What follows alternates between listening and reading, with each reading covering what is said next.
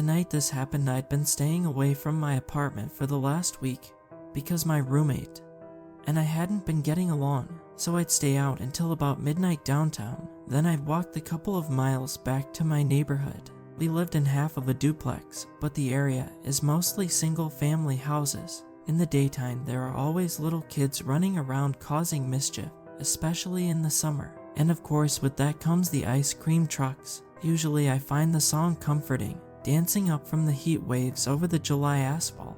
It makes me think of my own childhood, running after that sound with a wad of crumpled dollars in my hand, tar popsicles melting red and blue all over my hands. But last night, as I was walking home, hoping my roommate was asleep, I heard that sound again. It was way too late for an ice cream truck to be out, but I heard it far in the distance. The only other sounds were my feet clicking against the concrete sidewalk and the occasional late-night sprinkler spritzing the most pristine lawns. I passed through a couple blocks curious, trying to find where the music was coming from. Eventually, I came to a block I didn't recognize, and the ice cream truck was there, playing its song, idling on the side of the street as if it was the middle of the day. But what really surprised me was that there were a ton of kids playing in all the yards, running, shouting, laughing, no adults in sight, and it was after midnight. I wondered if I should be calling Child Protective Services or something. This has to be some sort of negligence, doesn't it? But the whole block was filled with kids. It wasn't like it was just one house. Maybe this was some weird holiday sort of thing I didn't know about. One group of kids, they couldn't have been quite old enough for elementary school. There were 4 of them, all chased each other around jumping. The one in front said, "I'm the Frog King." The ones behind all argued, "No, I'm the Frog King. I'm the Frog Knight. I'm going to beat you all, then I'll be the Frog King." And the Frog Knight, Frog Kings all. How simple it was to be a kid like that. They weren't aware that their parents were being neglectful, letting them run wild in the front yard past midnight. They didn't know they were in a bad situation that put them in danger. All they knew was the Frog Kingdom in their minds, where Frog Knights swore fealty to hopping, amphibious royalty. In the yard to my right, 2 boys sat on a swing set, in blue caps, slowly swinging back and forth, not putting much effort in. As I walked, they stared at me, expressionless. It was unnerving. They didn't seem to be talking, or even breathing. Their stares just followed me as I progressed up the block, their eyes dead. It felt surreal. Sure, it was possible that one family would have let their kids play way past what their bedtime should have been, but there were kids playing in front of every house on the block.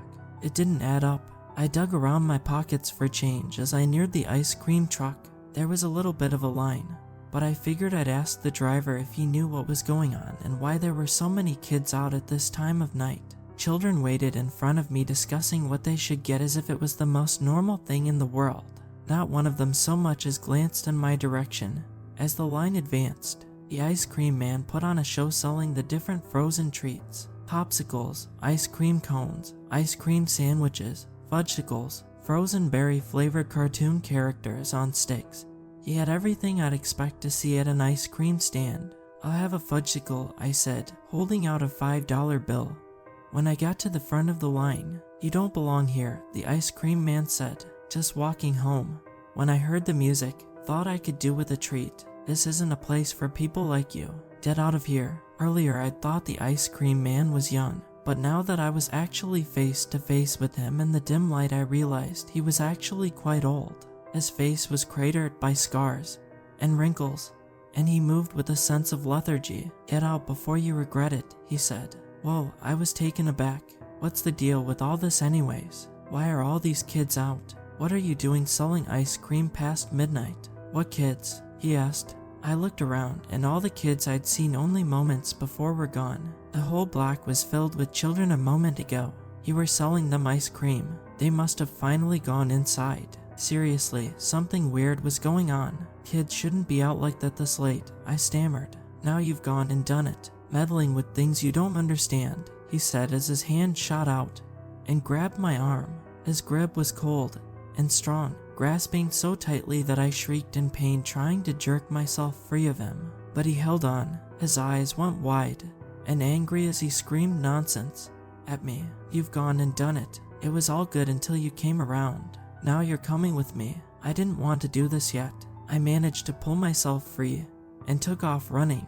I'm not much of an athlete, but the one thing I'm halfway decent at in that regard is sprinting, so I put some distance between myself and that ice cream truck quickly, but before I was at the end of the block I heard him turning around to follow me. When I turned the corner I'd hoped that I'd lost him, but moments later I heard that familiar music as he turned to follow me. Strangely, he didn't seem to be trying to catch up, as I'm sure the truck could have ran me down with ease. Instead he kept his distance, trailing a few hundred feet behind me, driving with no headlights on. Reckless, I turned and jumped the fence into someone's backyard. Sure, they might call the cops or burst out their door with a shotgun, but hopefully I'd be back out of their yard and into the next one before that came to pass. What I knew for certain is that I'd rather deal with rational people than with this deranged ice cream truck man. My hands shot through with pain as I scaled another fence, trying to lose him. I looked down and realized, in the dim light, that I'd sliced open my palm.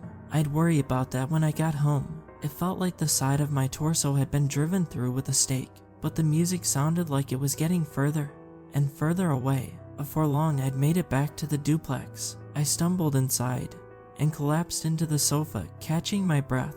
Not minutes later, though, I heard that familiar music turn down my block.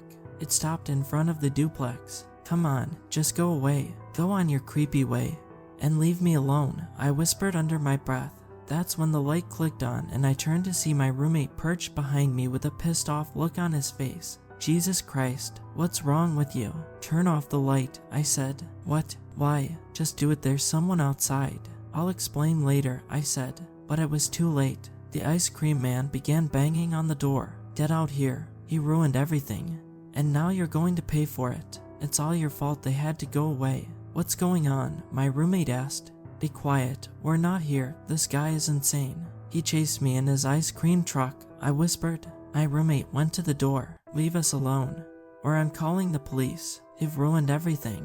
I'm not leaving until you make it better." My roommate peeked out the side hole. "It's a little old man. I'm going to open up, and if he tries anything I'll knock him out. This is BS. Someone needs to teach him a lesson." "No," I shouted, thinking about that vice grip that left bruises on my arm. The door swung open, and the little old man grabbed my roommate by the throat. "You're not the one that I wanted, but you'll do," he said, strangling him. My roommate struggled and lashed out at the old man, but once the grip tightened over his throat he couldn't wrench himself free. I dashed to the door to help him, but in mere moments the old man had dragged him halfway down the sidewalk.